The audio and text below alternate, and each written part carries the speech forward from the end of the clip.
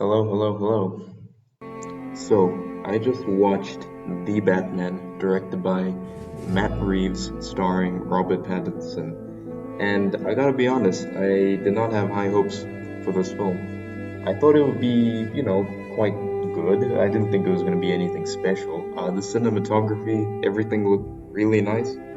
But boy, was I wrong. This movie was really, really good. One of the best live action Batman movies. Not my favorite Batman movie, but in terms of live action, I thought it was pretty good. So, if I had to start off with the things that were subtle, the things that were small, but made me appreciate this movie and made me appreciate what they were doing. And first, I'm going to start off with the mayor's son, or whatever his name is. Whenever Bruce looked at him, you can tell that he feels extremely bad for him because by looking at this kid, he sees himself within him, and it strikes a chord. And I thought that was a really good detail. Not a word was said, but you can definitely see everything he's imagining and what he's thinking in his head. And he gazes at him for a long time. And it's not the only time, he does it many times throughout. Another small detail that I enjoyed was when the thugs were beating up that defenseless man, half of the one who felt more guilty, half of his face was covered in paint. And that really symbolized how he's not fully a gang member yet and how depressing the city is. Gotham is also, by the way, raining every minute, and I love it. Bruce, he has not learned how to separate these identities. He is struggling. His eyes are so red. He's been doing this for such a long time, to the point where he can't even stand sunlight.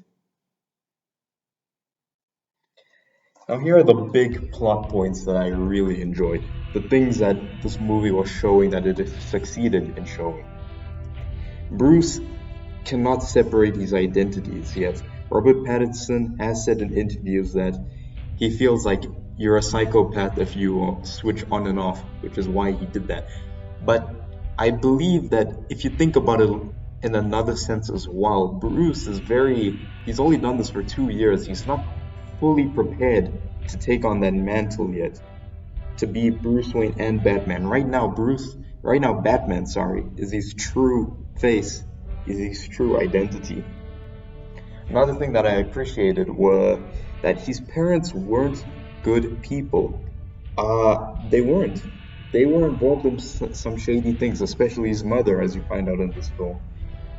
And I quite enjoy that. Usually in the Telltale games, these parents are the same thing.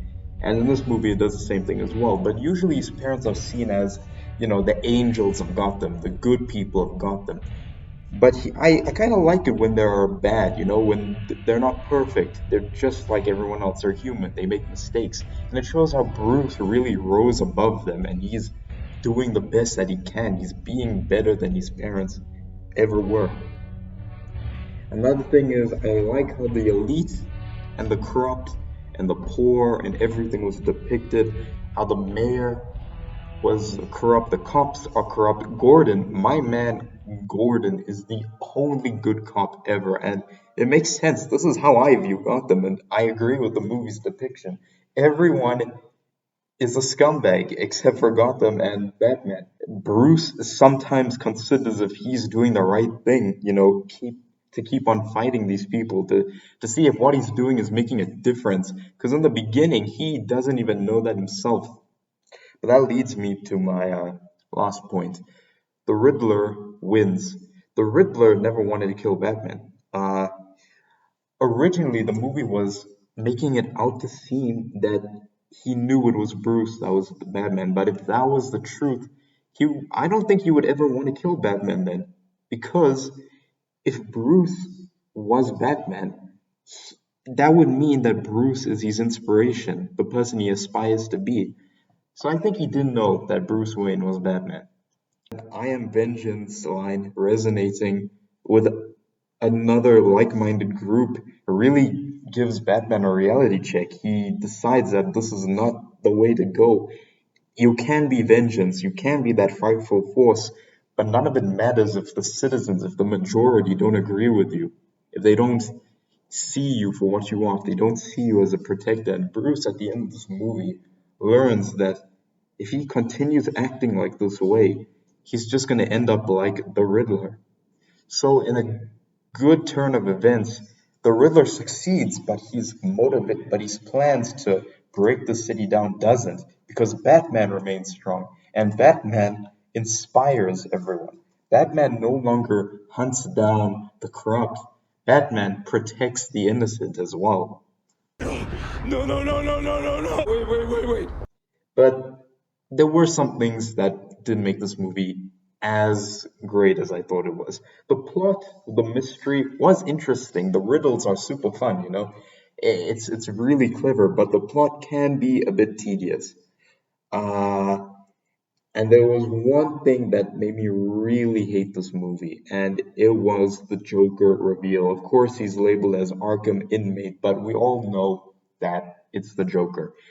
And to be fair, I don't really know how I feel about this because, on one hand, yes, it is a Joker, but on the other, I feel like Matt Reeves would never do this. He's such a focused filmmaker, and I feel like if you're making a movie on the Riddler, just stop having the goddamn Joker in it for once. I wouldn't say this about the Arkham games because Arkham games are all about Batman and Joker, but for one goddamn minute, can we just have a movie without the Joker in it, please? But other than that, the movie was spectacular. Everything really worked well. The music, the main Batman theme is has to be up there with the Danny Elfman score.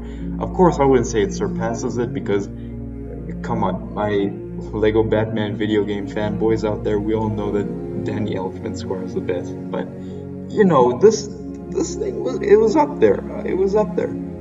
The funeral scene when that music was playing, that was really good. That's my favorite music moment. The action was really good. The riddles, the mystery, it was a bit confusing, but if you understand it enough and, understand the audience has to, understand things. You can't be spoon fed everything. You gotta, grasp on some ideas. But for me, it was just a bit too confusing. It was a bit too long, a bit too boring. But when the car chases and the fighting, when it grips you in, you stay there. I wouldn't be surprised if they make a sequel. I'm looking forward to it. I don't know if Joker will be in it, but all I can say is that this movie was amazing. It's up there with being one of the best Batman, with just one of the best Batman pieces of all time. Of course, it's not my favorite. That has to go to Arkham Knight, but that'll be another video for another time. This was just a quick little thing telling you why I liked it and what you should have looked out for and why this was amazing. If you don't feel this way, then fair play. I mean, this has got to be the best superhero movie of 2022. I mean, until Spider-Verse comes out, then that's over. But until then, this movie right now, this is up there with one of the best Batman movies.